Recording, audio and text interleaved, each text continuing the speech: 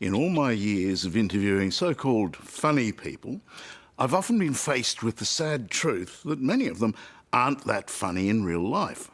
Not so Ricky Gervais.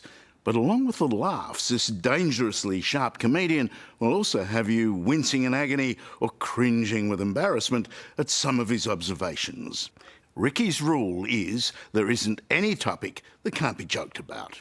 It's landed him in plenty of trouble, but as he says, he couldn't give a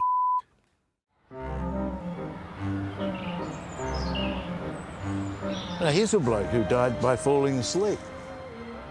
Henry Francis Gray, who fell asleep. Maybe he was sort of sitting on a tall pole, and then you would die of falling asleep. I like Spike Milligan's. Oh, yeah, that's right. Told you I was ill. Ricky Gervais believes that to appreciate life, you need to contemplate death. A posthumous award, no good to anyone. Give me it now.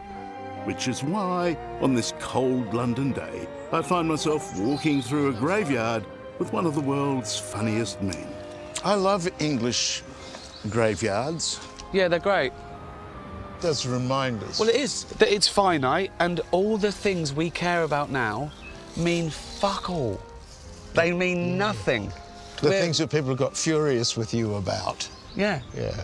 In the fullness of time. Oh, they love me when I'm dead. Before he dies, he seems bent on offending as many people as possible. You're so much better than last year's audience. No, they had a right stick up their arse. Thank you. But the more wicked he is, the more he is loved and the richer he gets. I grew up in poverty with nothing, right? But the point was to pay your way, then have a laugh. That was the men. The women carried on working, obviously. On the eve of launching his new series, Ricky is welcoming me to his world. Oh, you've done all right, mate. Yeah, thanks to Netflix. Come in. In the posh London suburb of Hampstead. How many bedrooms have you got here? 28. But we've had it knocked into one so family can't stay.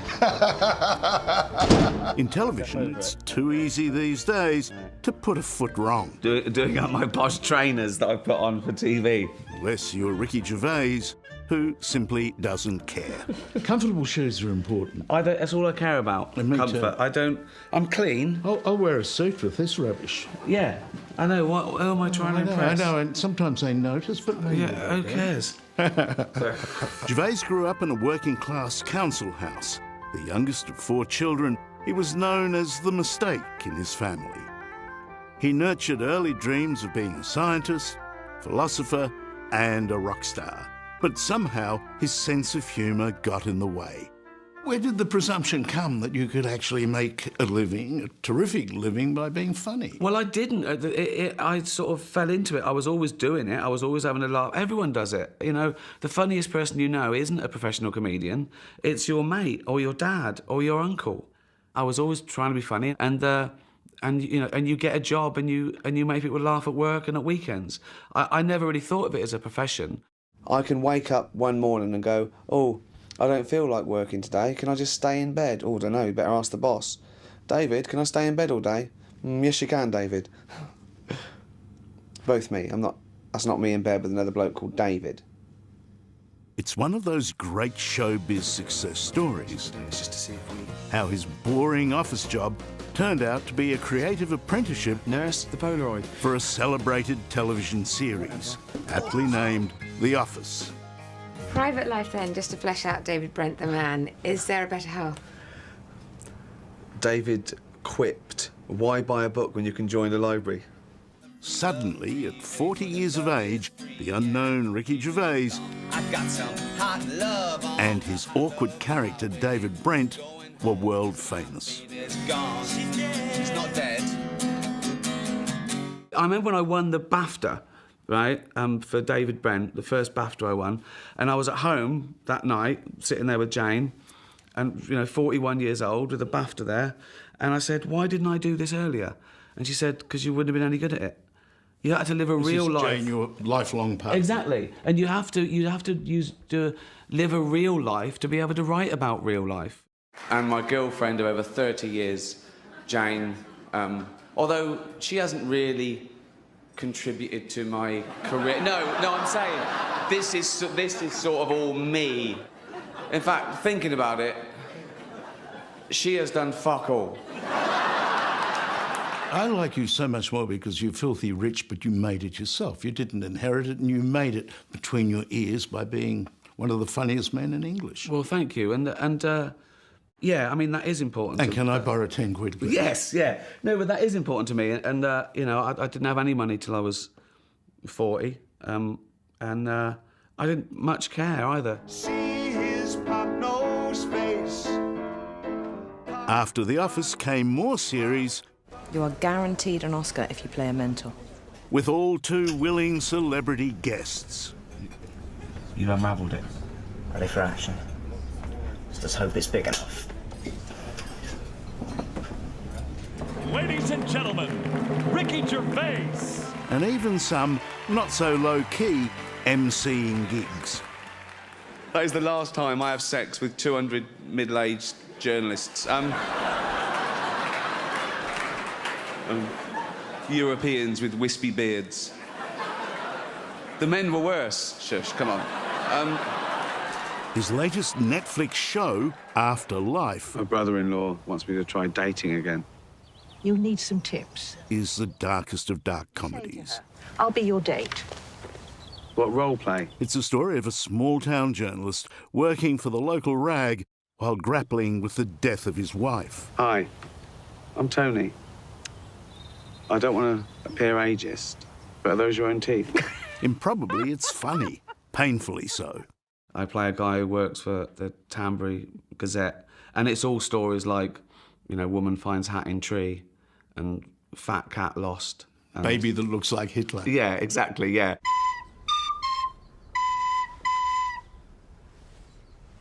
How long did it take you to master the double nostril recorder? A few hours a day for a few weeks, wasn't it? Oh, yeah. Blimey, it did me, I did. All worth it now, though. Did you ever try journalism? Because this is my life you're doing. Yeah, so... I mean, those appalling interviews, those awful things you get dragged to. All journos have been through that. I quite like that. When I go to a new place, I always look at the local paper and see, you know, the headline, library book overdue. I love that. That's so much better than another 12 people stabbed to death. You know, if the headline on your local paper is something about, you know, stolen TV, you live in a nice place. The best story I ever did in Britain was as a young reporter based here, was a boy who sneezed 30 times a minute. he lived with his By himself? Mum. No, what? with his mum in a council flat. Yeah. And the air was sodden. It was humidified because he'd been shoo. As you might expect, life's not easy for a sneezing man. This And poor inside- kid, how old was he? He was about 18 or 19. So he was just going, kill me! He couldn't hold down a job. Kill me! And it was struck me it was a Gervais moment because what happened? She said, "There's only one way he can stop. If I put him in the wardrobe." Well, let's try the cupboard. Okay.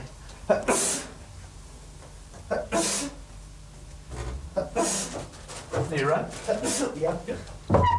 So he was in there, right, with the mum, right, and you were talking to him, and he was on camera, and he was sneezing, That's right. was he? He was, yes, and then Right. he goes into the wardrobe, and I hear him muffle through the wardrobe, and he sneezes faintly in the wardrobe. Sure enough, the sneezing is slowing down. That's amazing. It should come to a stop in a minute. I think it's something for you. I give it as my gift. Oh, no, sorry, you're meant to do the jokes. Right, well, I can go now. I've made you laugh. End of the interview, right, that's it. Coming up... Literally, no one has said something that's hurt my feelings, because they live in a bin. Cracking jokes Don't do it. It'll be fine. in the age of outrage. You can tell people I'm an arsehole. Good luck to you. But I'm going to carry on saying what the fuck I want. And the biggest laugh... That's all I've got on me. That'll do. At Ricky's expense. It's not very often I get paid for doing an interview, you know. Thank you very much. He's actually taken it. That's next on 60 Minutes.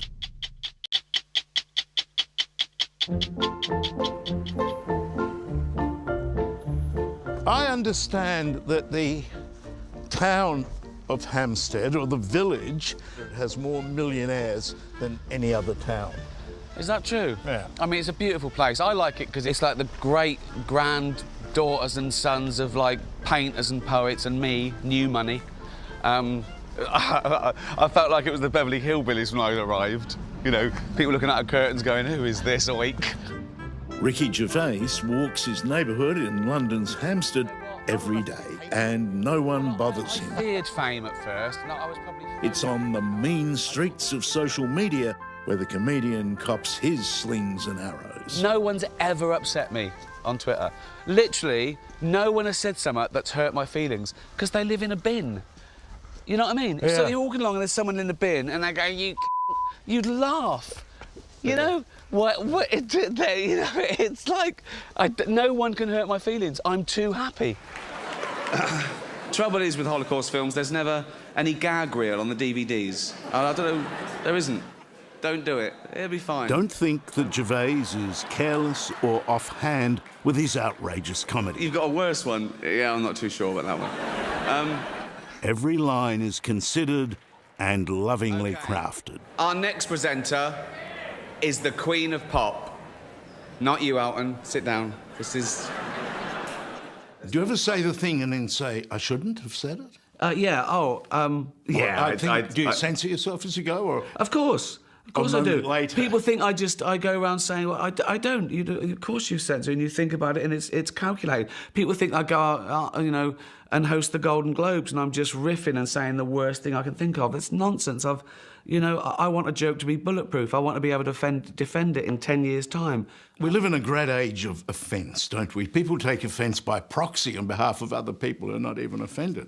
Well, they do. I think there are people who are professionally offended who go around looking for it, you know. They really do seek it out. It's like they uncover things to be offended. They go back and find 10-year-old tweets. This clickbait headline that I see so often, so-and-so said a thing and people are furious. And not only are we not furious, most of us, we don't care, we wouldn't have even known about it if you hadn't have found it and printed it and told us we're furious. So it's just this vicious cycle. But no, I don't care. And likewise, I know people are allowed to be offended by things I've said. That's up to them. Kids are scroungers, aren't they? I mean, from day one, it's all me, isn't it? Feed me, clothe me, pay for my chemotherapy. Ricky Gervais's firm belief that nothing, literally nothing, is beyond a joke has led him into controversy. Not my problem, son. Territory he thoroughly enjoys. Luck of the draw, boy. Luck of the draw. Nothing should be beyond a joke. Well, there's no subject you shouldn't joke about, but it depends on the target. People get offended when they mistake the subject of a joke with the actual target, and they're not necessarily the same. I'm an atheist. I don't run into churches and say, this is a load of bollocks. It's not the forum for it.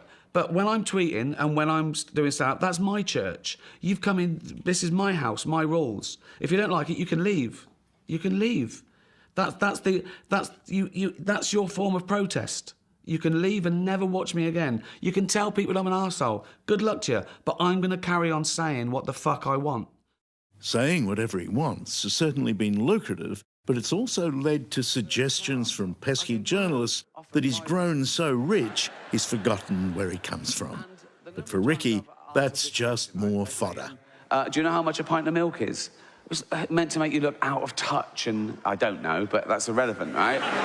Next time a journalist asks me that, I'm going to say, I don't know, mate, but here's £1. Run and get me one, will you? How much is a pint of milk? Damn, I still don't know.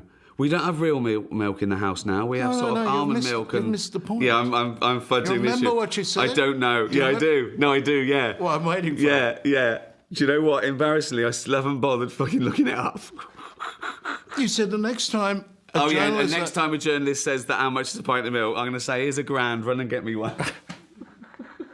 What have I got? What have you got? That's all I've got on me. That'll do. Thank you. It's not very often I get paid for doing an interview, you know? It's making me feel funny. He's taken 50 quid. Thank you very much. He's actually taken it. I'll buy you a beer. Unbelievable. It's such a remarkable story of a clever, thoughtful boy who once wanted to explore life as a man of science, That usually works in cartoons. What's he doing, mate? but who ended up doing something much the same in the equally serious business of making people laugh. If you want the rainbow, you've got to put up with the rain. Do you know which philosopher said that? Dolly Parton. It always comes back to us, you know, why are we here? Well, we just happened to be here. We couldn't choose it. The chance of us being born, that sperm hitting that egg, is 400 trillion to 1. We're not special, we're just lucky. And this is a holiday. We didn't exist for 14.5 billion years. Then we got 80 or 90 years, if we're lucky, and then we'll never exist again. So we should make the most of it. Well, I've enjoyed that. Thank you. That was very fun. much. Gervais's trademark graveyard humour is fatalistic. We will all end up here, so why not at least have a laugh along the way? Everyone should do their funeral whenever they want. Everyone gets one funeral, right? Everyone comes along, everyone does the epitaph, whenever they want, whenever they're healthy. That's what you should do. You should do it, and then you were there. And then when they die, pop. Well, what would we say about you? Fell asleep? No. Here lies Ricky Gervais. He had a laugh, then found a lump. Hello, I'm Charles Woolley. Thanks for watching. To keep up with the latest from 60 Minutes Australia, make sure you subscribe to our channel. You can also download the 9Now app for full episodes and other exclusive 60 Minutes content.